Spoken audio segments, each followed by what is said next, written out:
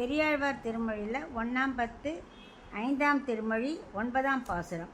பாலொடு நெய் தயிர் ஒன் சாந்தொடு சண்பகமும் பங்கயம் நல்ல கற்பூரமும் நாரிவர கோல நரும் பவள செந்துவர் வாயினிடை கோமள வெள்ளி முளை போல் சில பல் இலக நீல நிறத்து அழகார் ஐம்படையில் நடுவே நின் கனிவாய் அமுதம் இற்று முறிந்து விழ ஏழும் மறை பொருளே ஆடுக செங்கீரை ஏழு உலகம் உடையார் ஆடுக ஆடுகவே. இப்போ இதுக்குள்ள அர்த்தம் பார்க்கலாம்.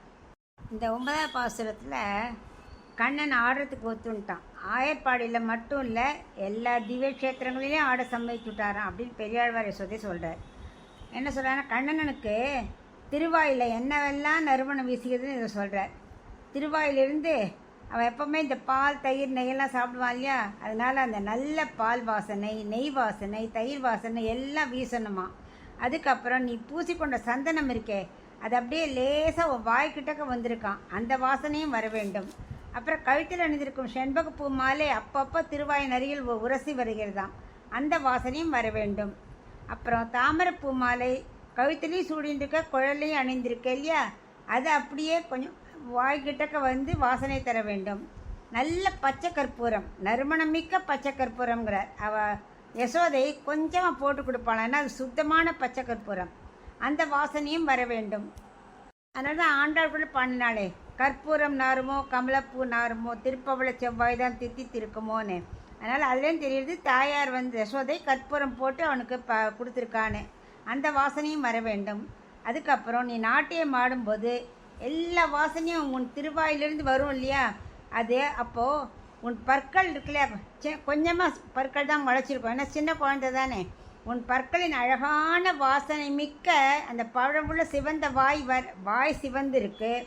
அதுக்கு இடையில குட்டி குட்டி பற்கள் இருக்குது, 2 உதட்டுக்கு நடுவில். அந்த இளமையான வெள்ளி முளை விட்டு போல கொஞ்சமாக முளைத்த பற்கள் வேறு, அது அப்படியே அசையறதான் அப்படின்னு பெரியாழ்வார் அப்படியே ரசித்து சொல்கிறார். அதுக்கப்புறம் நாட்டியம் ஆடும்போது உன் திருவாய் அமுதம் இருக்கே, அது உன் கழுத்தில் அணிந்திருக்கும் ஐம்படை தாலி நடுவில் விழணும். ஐம்படை தாலி தான் அந்த 5 பஞ்சாயுதங்கள்லாம் வச்சு கொடுத்தாலே தேவர்களை பறிச்சு, அந்த ஆயுதம் அதை ஐம்படை தாலி போட்டுருக்கார் இல்லையா கண்ணன், அதோட நடுவில் விழணுமா. திருமேனி எப்படி இருக்குது, நீலவண்ண திருமேனி, அதில் அழகான 5 வகை ஆயுதங்கள் பதிக்கப்பட்ட ஐம்படை தாலி, அந்த ஆபரணத்துக்கு நடுவே உன் திருவாய் அமுதம் அடிக்கடி விழணும்.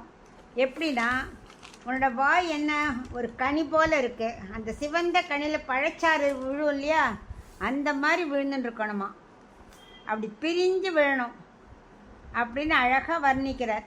இப்படி உன் தகுதிக்கு பெருமை சேர்க்கும் வகையில் வேதத்தின் பொருளே நீதானே, நீ நன்னா ஆடணும், 7 உலகமும் உனக்கு உடைமை தானே, அதனால் எல்லாத்துக்கும் நீ தான் ஆடுகவே அப்படின்னு பெரியாழ்வார் யசோதை பாடுறார்.